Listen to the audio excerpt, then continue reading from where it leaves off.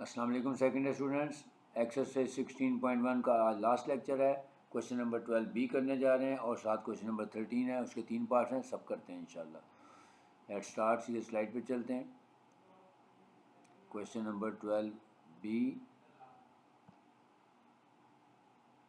ये रहा आपके सामने कि फिट अ क्वाड्रेटिक ट्रेंड यानी सेकंड डिग्री पैराबोला की इक्वेशन हमने फॉर्म करनी है। रेलिवेंट सम्स हमें गिवन है, यानी हमें कॉलम्स नहीं बनाने, और डाटा जो है वो 1985 से लेकर 1995 तक का दिया हुआ है। बोथ इंक्लूसिव का मतलब है कि 1985 और 1995 भी उसमें शामिल है। रेलिवेंट सम्स दिए हुए हैं, जस्ट हमने एक फार्मूले की वैल्यूज निकालनी है, ए बी सी की वैल्यू निकालते हैं और इक्वेशन बना लेते हैं, क्वाड्रेटिक इक्वेशन।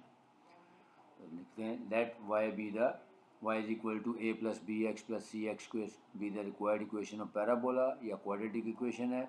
अब c की वैल्यू पहले निकालेंगे। फार्मूला लिखें N summation X square Y minus summation X square summation Y over N summation X की power 4 minus summation X square का होल स्क्वेयर। वैल्यूज पुट करें और आंसर आ गया 0.568।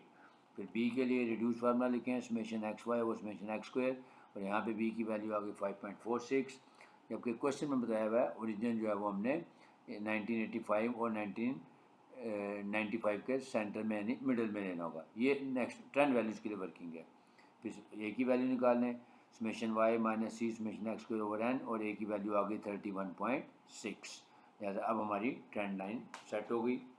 जो क्वाड्रेटिक इक्वेशन है हमारी वो आई है 31.6 प्लस 5.46 एक्स और प्लस 0.568 एक्स स्क्वेयर। अब क्योंकि हमने ट्रेंड वैल्यूज़ निकालनी है तो उसके लिए पहले हमारे पास ओरिजिन सेट करना था। तो ओरिजिन सेट करने का वही तरीका है, 1985 और 1995 की एवरेज ले लें, वो आ गया 1990। अब यहाँ पे जो यूनिट ऑफ मेजरमेंट है वो कौन सा लेना है, वो क्वेश्चन को हमें पढ़ने के बाद पता लगेगा। Find out the trend values as well and estimate the trend value for 1996, ये भी फाइंड करनी है। और उसके बाद यूनिट ऑफ मेजरमेंट 1 ईयर है, यानी टी माइनस टी बार का फार्मूला लगेगा।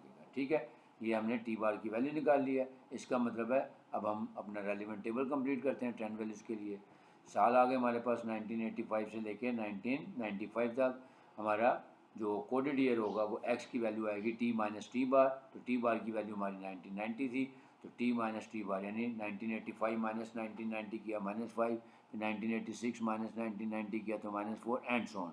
हमारे एक्स की वैल्यूज़ आ गई, इनके स्क्वायर के लिए एक्स स्क्वायर आ गए। जो हमारी ट्रेंड लाइन सेट हुई है वो है 31.6 plus 5.46 x plus 0.568 x square. अब यहाँ पे रेलिवेंट वैल्यूज पुट करते जाएँ। पहले में एक्स की वैल्यू -5 और एक्स की जगह 25, आंसर आ गया 18.50। फिर नेक्स्ट -4 और फिर 16 पुट किया तो 18.85, फिर नेक्स्ट -3 और 9 पुट किया तो 20.33 एंड सो ऑन। तो इस तरह से हमारी ये ट्रेंड वैल्यूज़ आ गई, क्योंकि कॉन्सेप्ट हम पहले पढ़ चुके हैं कि जो हमारी रेलिवेंट इक्वेशन होती है उसमें एक्स की वैल्यूज़ को प्लेस करें और कैलकुलेटर से आंसर निकाल दें।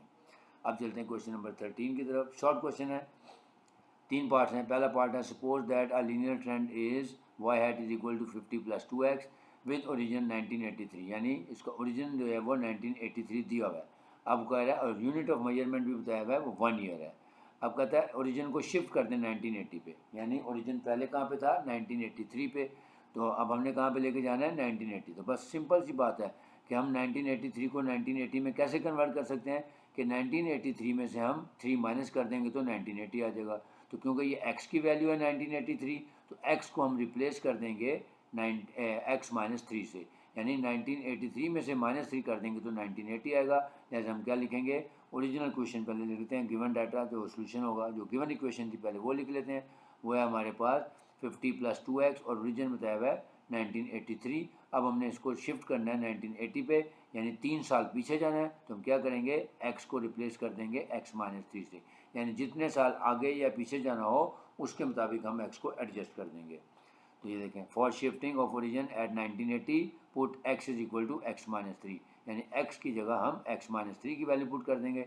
तो जो हमारी इक्वेशन बन जाएगी वो हो जाएगी 50 प्लस 2 इंटू एक्स को हमने रिप्लेस कर दिया x -3 से। अब इसको जस्ट सिंप्लीफाई कर लें तो ये हो जाएगा 50 प्लस 2x -6, और ये हो जाएगा हमारे पास answer 44 plus 2x। Part B again linear trend data दिया हुआ है और फॉर द 1960 से 1965, यानी बोथ इंक्लूसिव, यानी 1960 से 1965 तक की वैल्यूज़ साल हमें दिए हुए हैं, दोनों शामिल हैं। ओरिजिन बताया हुआ है 1962 और 63 का मिडल में है, यानी 1962.5 हो जाएगा। और इक्वेशन हमें दी हुई है 1306.667 प्लस 73.428x। अब हमने करना क्या है, पहले ओरिजिन को शिफ्ट करना है कहाँ पे, 1960 पे, यानी 1962.5 से शिफ्ट होकर वो 1960 पे आ जाएगा, यानी 2.5 साल पीछे आ जाएगा, यानी x माइनस 2.5 कर देंगे।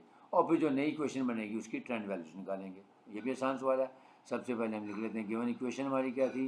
गिवन इक्वेशन हमारी y is equal to 1306.667 plus 73.428x with origin at 1962.5, क्योंकि 63 और 62 का सेंटर में है। अब हम इसको 1960 पे ले जाएंगे तो इसमें से 2.5 माइनस कर देंगे, तो x को रिप्लेस करते हैं माइनस 2.5 से, x माइनस 2.5 से।